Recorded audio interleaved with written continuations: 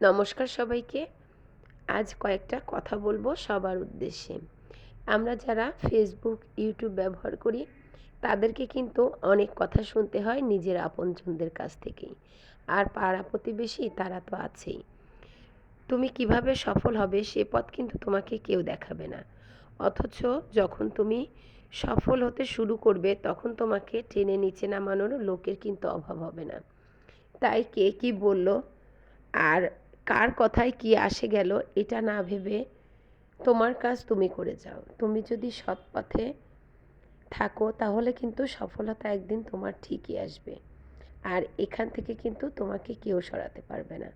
ঈশ্বরের আশীর্বাদ যদি তোমার সাথে থাকে তাহলে অবশ্যই তুমি একদিন না একদিন ঠিক এগিয়ে যাবে।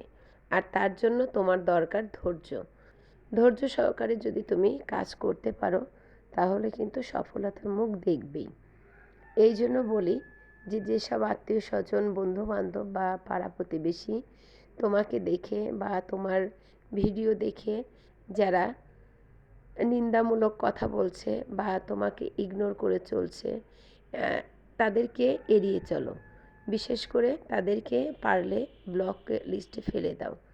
কারণ তাদেরকে যত তাড়াতাড়ি তুমি ব্লক লিস্টে ফেলে দিতে পারবে তত তুমি কিন্তু সামনের দিকে এগোতে পারবে।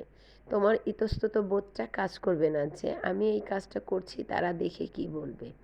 যখনই তোমার মাথা থেকে এইটা বের হয়ে যাবে তখন কিন্তু তুমি সামনের দিকে এগোতে পারবে এবং তোমার কাজের উৎসাহ আরও বেড়ে যাবে। তাই এসব পারিপার্শ্বিক কথাবার্তা না ভেবে চলো আমরা সবাই সবার মতো করে সৎ পথে থেকে সুন্দরভাবে কাজ করি এবং সবাইকে ভালো ভালো ভিডিও উপহার দিই। আর এটাই ছিল তোমাদের উদ্দেশ্যে আমার ছোট্ট একটা টিপস। যদি আমার কথাগুলো ভালো লাগে তাহলে অবশ্যই মানার চেষ্টা করবে। আর কেউ মাঝপথে হাল ছেড়ে দেবে না। সবাইকে বলছি যার যার মতো শেষে যার যতটুকু প্রতিভা আছে সেইটুকু নিয়েই এগিয়ে চলো সামনের দিকে। সফলতা একদিন আসবেই।